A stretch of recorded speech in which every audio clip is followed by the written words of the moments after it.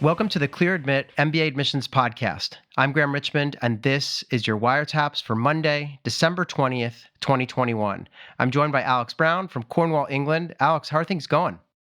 Things are going good, Graham. COVID is back, as we discussed before we came on air. Yeah, same here in Paris, and I'm guessing, in many parts of the world, but it's really, it's sort of bad timing with the holidays and everything else. But yeah, it's like a bad action movie, it's like the age of Omicron or whatever people are calling, it's like a Avengers movie or something. I just feel like as soon as we feel like we've vanquished this thing or it's gone down, it just sort of creeps back up. So we'll see. I know you got your third jab, as you would say, yes. Right? So, so hopefully you're protected through the holidays and stuff. But yeah, what's been going on the MBA front? Because I know last week was absolutely crazy, maybe the busiest week, or the last 2 weeks have really been the busiest for round one decisions. But do you want to give us a rundown? Yeah, I mean, basically the last 2 or 3 weeks, all the top programs have been releasing their decisions. In terms of last week, Wharton and Sloan sort of at the top of the heap there, Haas and several other leading programs releasing decisions. Obviously, the week before, Harvard and Stanford were the top programs amongst those weeks. So basically, we go through these cycles, right? So for two or 3 weeks, all round one decisions are released. Now candidates are making decisions in terms of where to attend, potentially whether to go into round two. With a bit of a different strategy and so on and so forth. So yeah, lots and lots of activity. What I will say, Graham, this upcoming week, it's going to be quiet. Yeah. In terms of decisions, it might not be quiet in terms of the conversations, in terms of where to go and so on and so forth. But yeah, we are done now with what we call decision weeks. Yeah, and I love this time because now the sort of, dust is settling and we'll see a lot of activity over on DecisionWire. And in fact, you actually picked a DecisionWire post to talk about this week. So we'll get into that. And I love that debate when people have offers and they have, specific career plans, or they have, scholarships that come into play, or, the job of their spouse. Like there are all these factors, that can come in. So I love debating where someone should go, and we'll get into that. Over on the website, we did a Real Humans last week for Columbia Business School. So we headed to the Big Apple. And speaking of Columbia, I wanted to talk about something really briefly that we saw on the site. There were all these people posting to Livewire saying, geez, I applied regular decision to Columbia and it's been crickets, and I applied in September or October, and man, it's been 9 weeks and I've got nothing. And, am I out of the running? And so what's your take on that? Because I have a point of view, and you and I talked about it a little bit, but what's going on? Why are these people kind of scratching their heads wondering what's happening with Columbia for regular decision? Well, what we do know is Columbia focuses on early decision candidates without exception before they dip into their regular decision candidates, or at least that's my understanding of their process. So even if you applied early for regular decision, you're not going to get reviewed until they finish reviewing their early decision candidates. Right. So I think that's pretty clear. But where the anxiety comes in is now some folks that applied for regular decision are starting to get interview invites, and some haven't heard a thing. So obviously those that haven't heard a thing are sort of look at, well, when did I apply, and relative to the person that just got an interview invite, when did they apply, and therefore am I toast? So yeah, I mean, it creates anxiety, Graham. Yeah. But Columbia does have a very different process to other schools. Yeah, and just for you're absolutely right. They claim they're going to read all early decision applications and finish that round, which usually wraps up around Thanksgiving, before they dip into the next round. The problem is that, this year, I think they got through early decision a little bit earlier than usual. And so they started reading regular decision. And so some invites have gone out. I think one of the problems is they say that they review files on a first come, first served basis. But I do want to stress that it's not an exact science, and that I know, when a file comes in and is deemed complete, it gets pushed off to a reader. And you have no idea what that reader's individual schedule is like that week. Are they running 5 virtual events and falling behind on their reads, or are they totally free and, sitting with a cup of coffee, plowing through a bunch of files? So there's a lot of variability. And keep in mind that it's compounded because every file is read twice at Columbia before an interview decision is rendered, and some may even get 3 reads. So I think, it would be too soon to sort of throw in the towel, but I get the anxiety that's out there. So if you're waiting on Columbia, just sit tight. There's going to be a bit of a black hole now with the holidays because they're not going to be reading much around Christmas and stuff. So I think if you don't hear, over the course of this week, you're probably not going to hear until sometime in January at this point, because they're going to take a little bit of a break for the holidays too. But yeah, I just wanted to point that out. But thanks for weighing in, Alex, because I know you've been monitoring Livewire and stuff as these comments come in. Yeah, great. And a great explanation, Graham. So hopefully that helps. Yeah. The other thing on the website that we did was we ran down the employment stats for Georgetown's class of 21 at the McDonough School of Business. And so they shared some of the facts and figures, like $126,000 starting salary on average for graduates, with a $34,000 average signing bonus.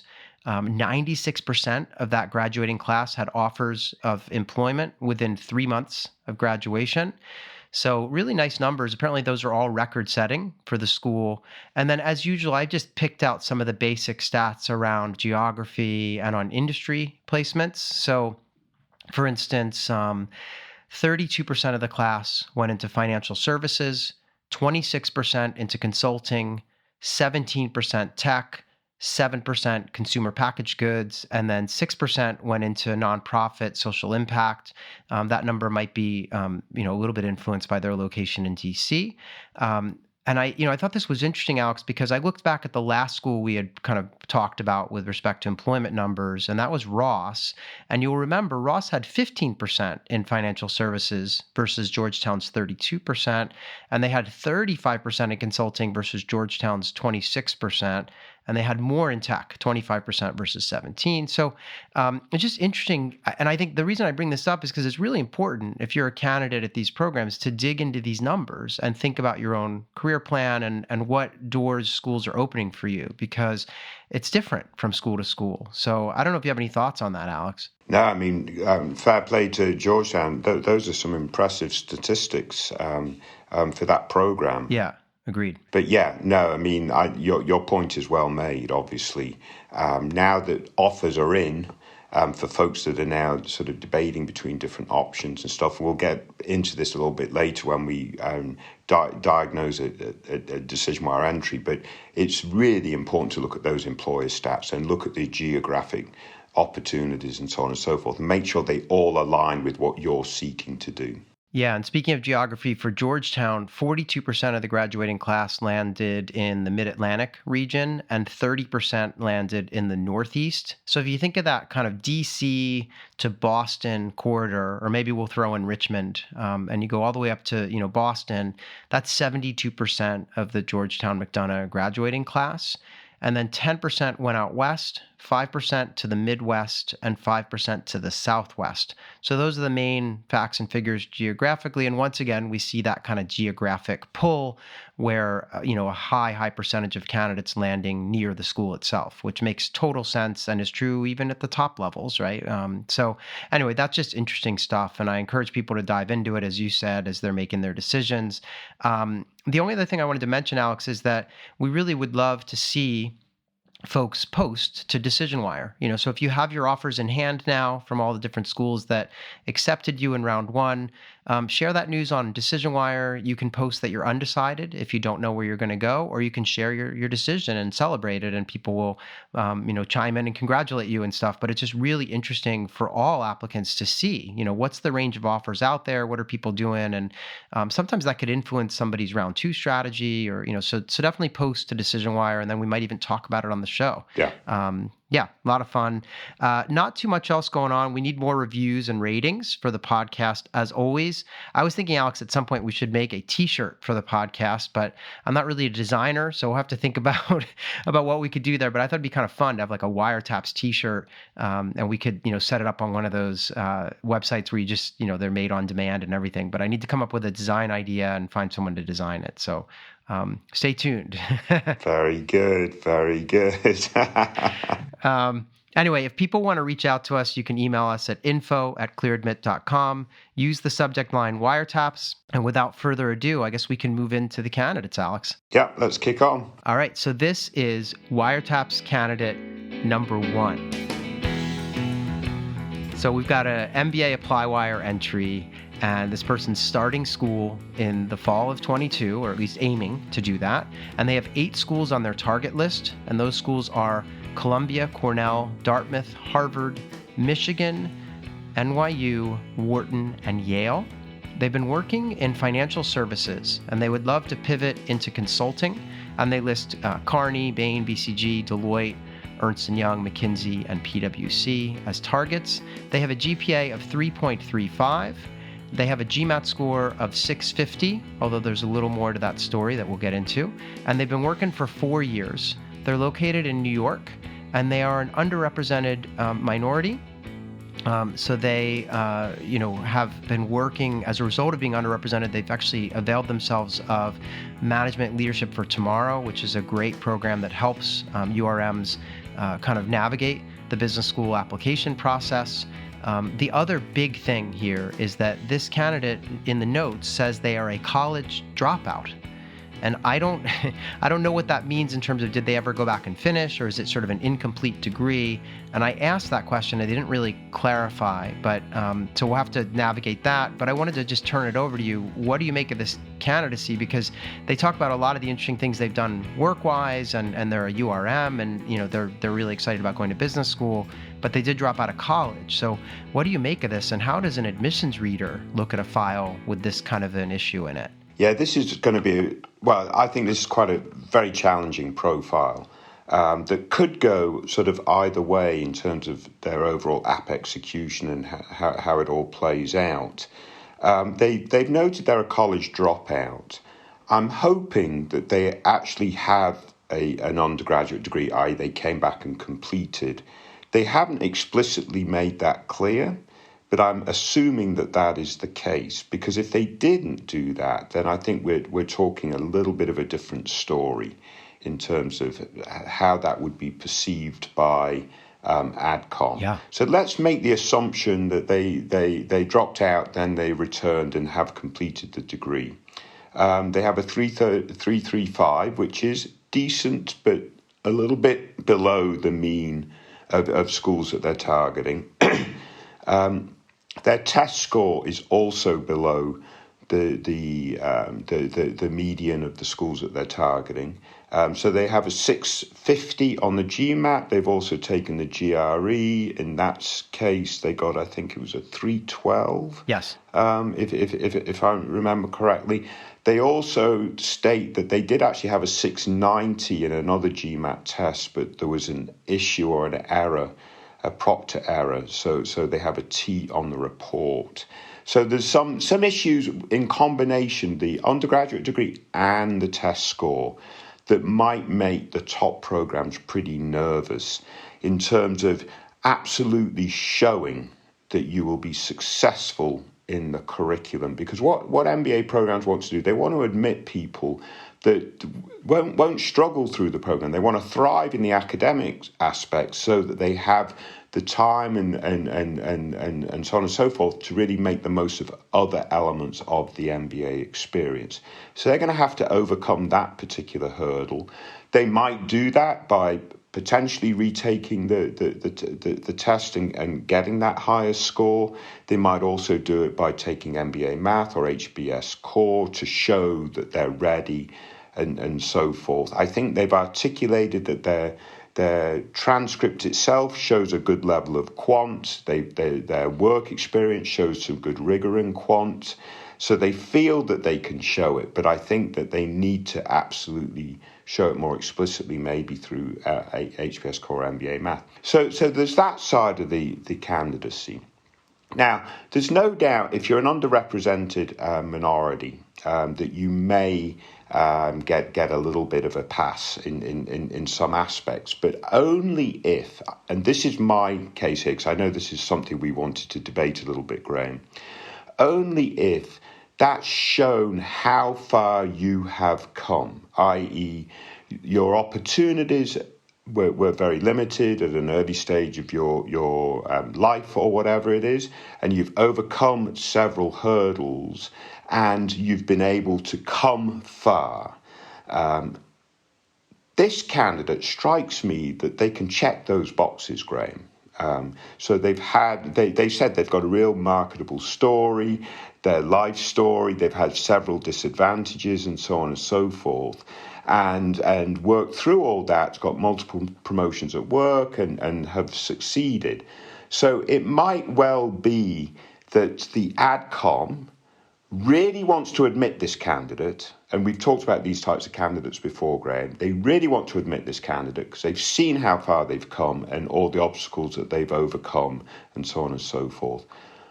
But they might still be a bit nervous on this sort of number side, Graham. So my advice would be absolutely get MBA Math or HBS core done, or at least share with the top programs that they're targeting that they're doing that.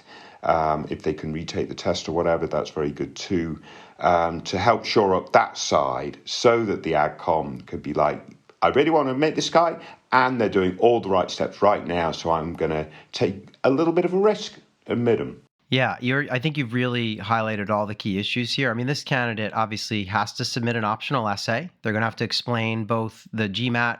If they did get that 690, I think it'd be very smart to mention, hey, took it, got a 690, but there was a proctoring issue. And so the score that I'm submitting, that's the valid score, is a 650. But as you can see, I am capable of better there. I think the GPA is fine, but it's this issue of like, wow, if they had a 4.0 and a 650, I'd give them a potential pass, or especially with that 690 storyline. But yeah, there's all these sort of issues here. And I worry, if they didn't ever go back to college, we may run into some purely mechanical issues. Like I believe there are some schools out there that literally cannot admit someone who doesn't have an advanced degree in terms of, having an undergraduate degree or at least a master's or something, because there are some accreditation issues that come into play. And I can't remember off the top of my head, but I want to say like MIT might be a school that sort of like, there's no debating. If you don't have an undergraduate degree, it doesn't fly. So I just don't know if they went back and finished. That is a big concern for me. I'm also just worried that they have overcome a lot, and that's going to, they'll get points for that, no doubt. But I do worry, there's always this fear when you take a risk on a candidate as an admissions officer that they may not make it, and so the worst thing on earth is to bring someone into your program who just doesn't, who drops out because they struggle with the curriculum or whatever it is. And so whatever this candidate can do to assure the reader that not only are they going to survive, as you said, but they're going to thrive, it's going to be really important. And I think, it sounds like an incredible story, and I'm hoping that the essays are really beautifully written and that the storyline is there so that from the moment I start reading these essays, if I'm the admissions reader, I'm rooting hard for this candidate, because there are a number of obstacles that they're sort of that they've got here, from the 312 or 650 on the GRE and GMAT to the dropout story. So they've got to overcome that stuff if they're going to get in. I think the likelihood of them making the cut at some of the very top schools on their list is far lower, than some of the slightly lower ranking schools on the list. So we'll see how it falls. But very interesting profile, and yeah, I mean, and as you'll see, we have a little bit of a theme here with college, with college degrees, as we'll get into shortly. But is there anything else you wanted to say on this candidate? No, I wish them the very best of luck. Yeah, same here. And thanks for submitting, and thanks for picking that one out, Alex. It has a lot of interesting dimensions. So now we're going to get into WireTaps candidate number 2. So this is another ApplyWire entry. It's someone who's applying now in round 2 to start in the fall. They have 3 schools on the list. Those schools are Harvard, INSEAD, and London Business School. They've been working in nonprofit, tertiary education, and startups. That's kind of the career to date. And then post-MBA, they want to get into technology or VC. And they list a number of companies, including Google, Tesla, Canva, Atlassian. And they're, so they seem like they have a range of options that they're considering. GMAT score 730, years of work experience 5. This candidate is located in Australia. She mentions that she's actually from the Philippines originally, but is a permanent resident in Australia now. And she mentioned in her notes as well, she said, "Hi guys, I'm a listener since I started my journey. Thank you for keeping me inspired." So that must be why you picked her, Alex. Yeah. But she goes on to explain in her notes that there is a lot of hinky stuff in my profile, and many days I wonder if I'm being too ambitious. And here's why. She explains that she was expelled from university back in Manila at the age of 19. She has a learning disability that she did not know about at the time, and so she does not have an undergraduate degree. But she did go back to school and was put sort of fast-tracked into a Master of Marketing degree from a decent university in Australia, and she graduated with distinction. That was like a 75 average out of 100, but apparently that, it sounds like it was a pretty rigorous program and no grade inflation. So graduated with distinction from a master's in marketing, and then she built her career, via a whole bunch of different work experience, which we can get into. So this is a candidate also with a kind of no college degree because she was expelled, but she does have a master's and did okay in it, and then her GMAT scores sound. So what do you make of this, Alex? Because there's a lot to dissect here, and it relates a little bit to our first candidate, this lack of a college degree potentially. Yeah, I mean, this is a super interesting case, I think, because I don't know the exact right answer to this. Obviously, the candidate has a master's degree, and they wanted to pursue an undergraduate degree at the second go around, but I think they were advised that they should do the master's because of the level of where they're at and so on and so forth. Right. But the question is, Graham, I mean, a master's degree is a 2-year degree versus an undergrad that's a 4-year degree. So I don't know if there will be schools that will, make that distinction and be concerned that they only have a 2-year degree. So there is a little bit of question there, but let's assume that they did well in the masters.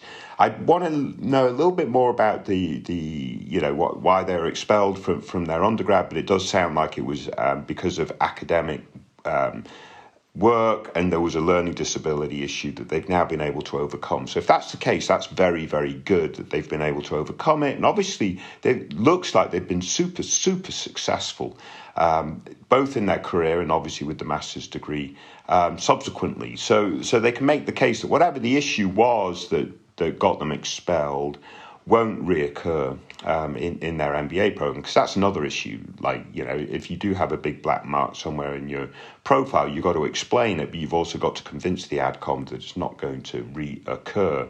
So I think they're fine in that regard. I love their work experience. I think they've done some really super, super interesting stuff. Don't think we need to really get into detail about that, because mostly this is about what to do with the academics. So I think, and maybe this is just something I have in my mind, but you might have a clearer thought on this, Graham.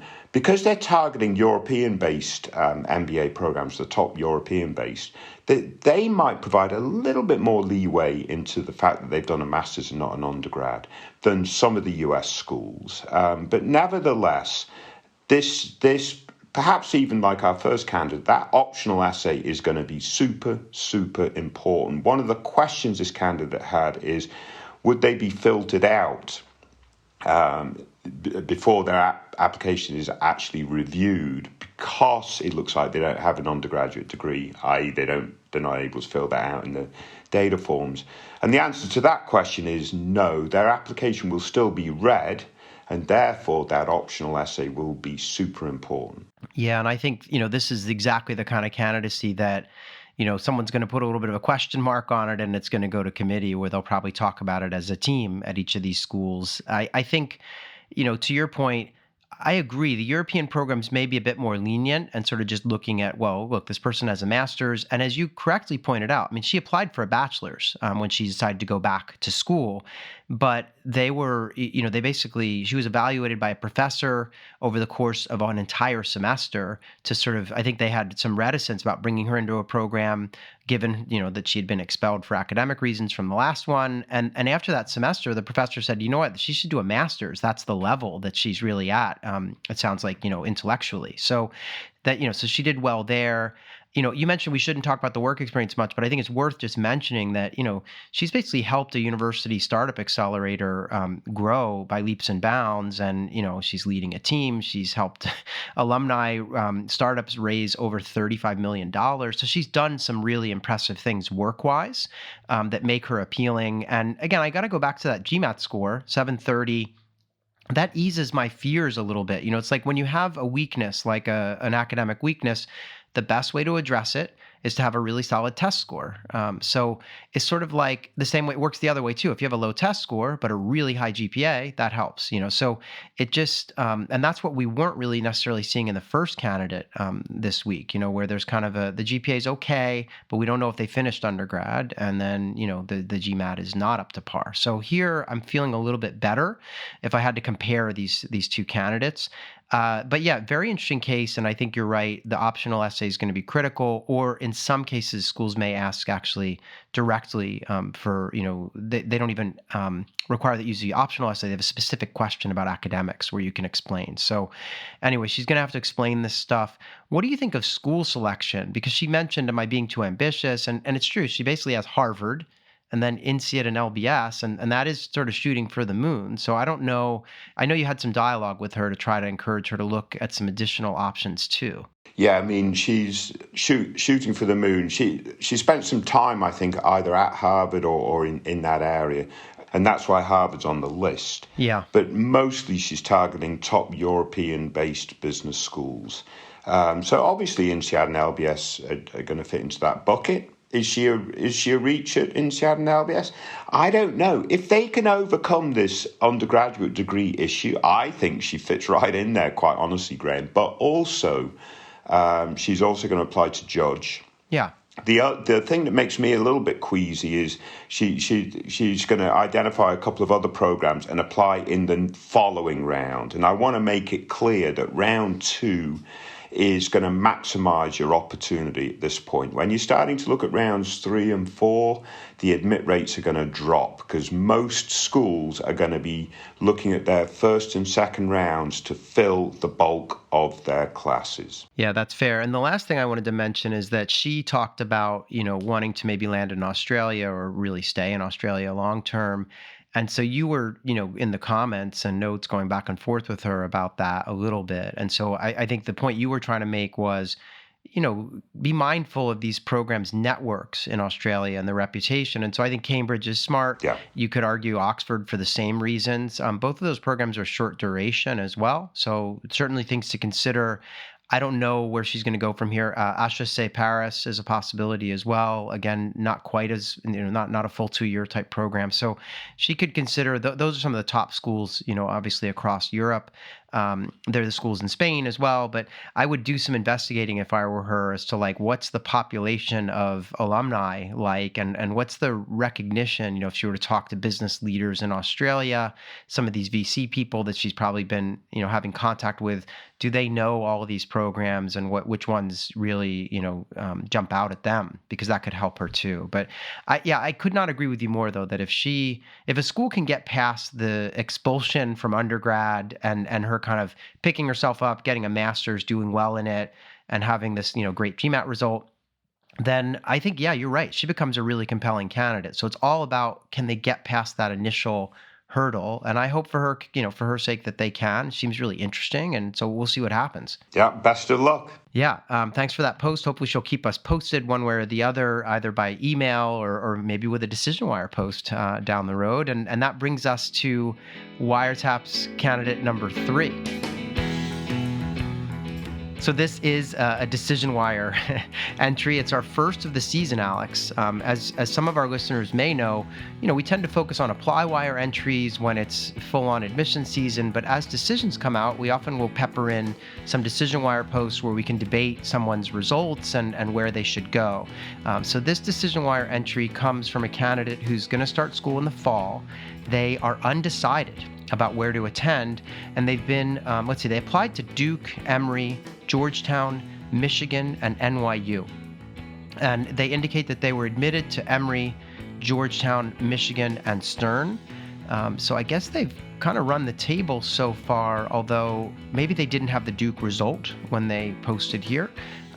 So in any event, so far doing really well with lots of offers. They also mentioned that they have a free ride at Georgetown, so big scholarship there, and that for them it's really coming down to that free ride at Georgetown or Stern. And that's for geographic reasons. So we could get in debating, isn't Michigan a stronger program, whatever, but they've ruled out Michigan for one reason or another. They want to be in DC or New York.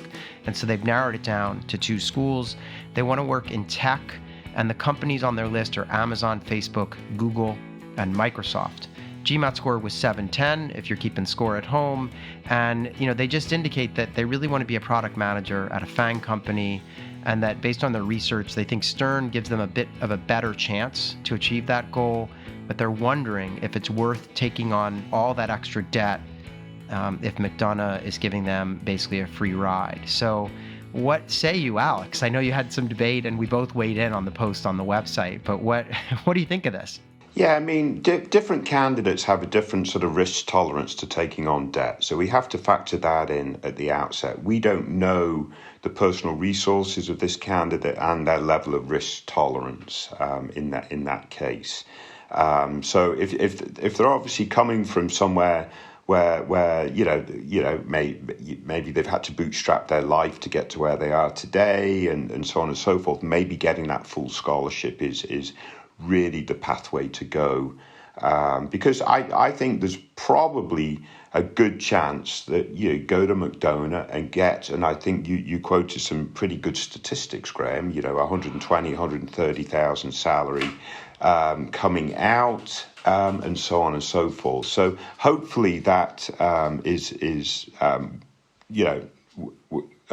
quite clear.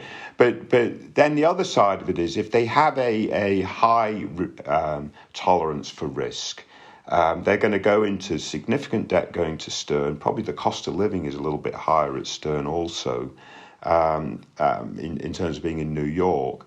But the level of opportunities coming out of Stern, Stern being 1 or 2 tiers above or higher up in the hierarchy than McDonough, that sort of the level of opportunities in the short run may well be more appealing. The quality of the student body is going to be more appealing in terms of the types of folks you're going to be engaging with over the next couple of years, as well as the alumni network, the reach and the depth of that alumni network, both in the short run and the long run, is going to provide more potential value. So those, to me, are the 2 key areas. It's really down to what is the risk tolerance for this candidate. Some candidates will absolutely choose McDonough in this situation. Other candidates will absolutely choose Stern in this situation. Yeah, it is a really tough call. And I did want to mention they, in the notes, when we started to have this back and forth with them, they mentioned, thanks, Alex and Graham, really love the podcast and can attribute the results above to advice from the podcast. So it's really nice to hear that they think, at least, that we played a small part in their getting all these positive results. But, this is a really difficult decision. I think, you put it really well. I did do some digging, and it turns out, as I mentioned earlier on the show, that, 26% of the graduating class at Georgetown goes into, consulting. 31% goes into consulting at Stern. And so I was looking at that. I was also looking at tech. And I mentioned earlier that what was it? Let's see. I'm just looking up this figure here. We've got it was 17%